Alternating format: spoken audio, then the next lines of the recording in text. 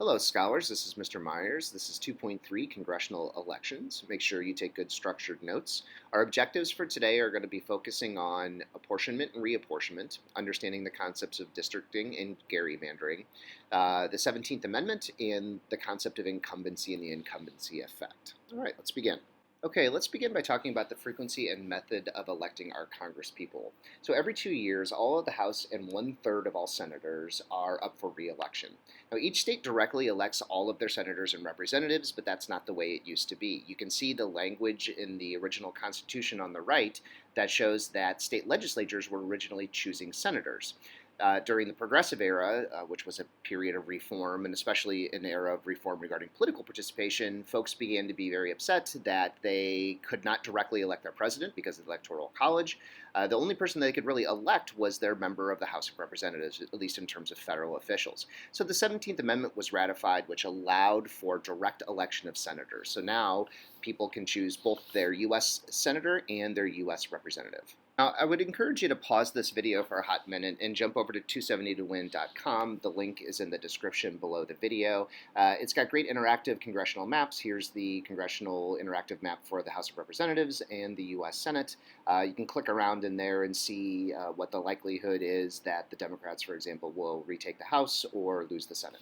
Okay, so hopefully you've taken a few minutes to explore that cool website. Let's talk a little bit about apportionment. So the House is based on population and has limited itself in size to 435 members. You can imagine that if they kept adding representatives, that at some point it would be difficult to get all of them together and to actually conduct the business of the House. So permanently it is established that there will be no more than 435 members of the House. Because the U.S. population shifts over time, some states gain population, some states lose population, at least in relation to others, House seats must be shifted to states with more population. So every 10 years during the U.S. Census or immediately after the U.S. Census, these maps are redrawn, and this is called apportionment. So if a state grows faster than average, it will gain seats. If a state grows slower than average, and especially in relation to other states, it will lose seats. When the Constitution was being debated, you can see on the right, George Washington argued for representatives for every 30,000 people. They eventually compromised at 40,000 people, but today you can see the population has grown so extensively that each representative represents 700,000 people. You also have a map here that shows the net gain and loss for every state after the 2020 census. Okay, now a related concept is districting. So apportionment refers to simply how many representatives do each state get as the population shifts. Once that has been reallocated, you have to redraw districts, and that's called districting. So the House districts are required to be equal in population, and the boundaries must be redrawn even if the state apportionment does not change, because there might be internal movement within a state. Some people in Missouri might move away from St. Louis to the county, or Springfield might be growing, or whatever the case might be. So those districts always need to be redrawn.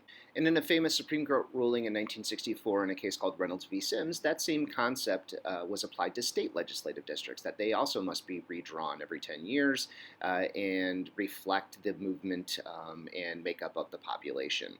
This principle of one man, one vote is incredibly important, and it's important to keep in mind that before 1964 you had some gross inequities in the system, almost always underrepresenting urban areas. For example, Los Angeles County, with a population of 6 million people, had one representative, and another California county with only 14,000 people also had one representative. You can see that that's pretty inequitable. Another example was in Vermont, one legislator represented about 40 people and another about 35,000 people. The basic idea here is that it's unfair for an individual to have only 3 or 4 other people that the representative has to worry about versus millions of other people that the representative has to worry about. If I am a constituent in a district that only has a few people, I am going to have greater say. My representative is way more likely to represent my interests and my needs than if the representative has a huge number of people that it has to represent. Now, one of the more insidious things in American politics associated with apportionment and redistricting is the concept of gerrymandering or gerrymandering. This comes from the name of Elbridge Gerry, who was a representative from Massachusetts way back in the day, who very craftily drew a district to best favor his interess, and it looked kind of like a salamander. So in the national press, it was lampooned as a gerrymander, a combination of his last name and the word salamander. The definition is manipulating the boundaries of congressional districts so as to favor one party. Now you want to pause and take a look at this graphic to understand the concept. On the far left you see a block of 50 people, and let's assume that 30 of them are Democrats, they vote blue, and 20 of them are Republicans, they vote red. You can pause and see three different ways that you could draw districts, some of them more fair, some of them very unfair, in order to best serve the interests of the political party. Now, the courts have consistently upheld gerrymandering and its practice as long as it doesn't discriminate against a particular racial group of people, as long as the districts are being drawn for political advantage and are favoring Democrats or Republicans, they are largely considered okay. Of course, that becomes problematic when you look at the fact that most folks in cities, and especially African Americans, tend to vote Democratic. You could see how trying to draw districts that favor Republicans might run afoul of that basic principle of not discriminating by race. The end result is some pretty messed up districts. You can see an example here of some of the best or worst gerrymandered districts in the United States. You can pause and take a look at them.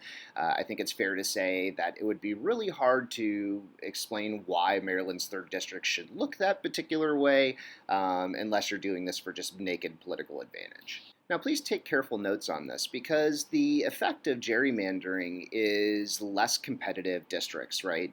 What you end up with is more safe Democratic districts, more safe Republican districts.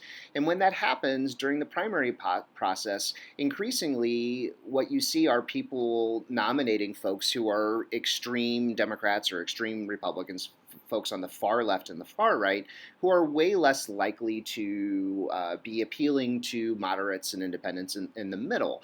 And that is disastrous when it comes to bipartisanship in Congress. Increasingly, what's happening is these districts are turning out very, very, very partisan people who really don't have an interest in working across the aisle because their district is very safely Democratic or Republican.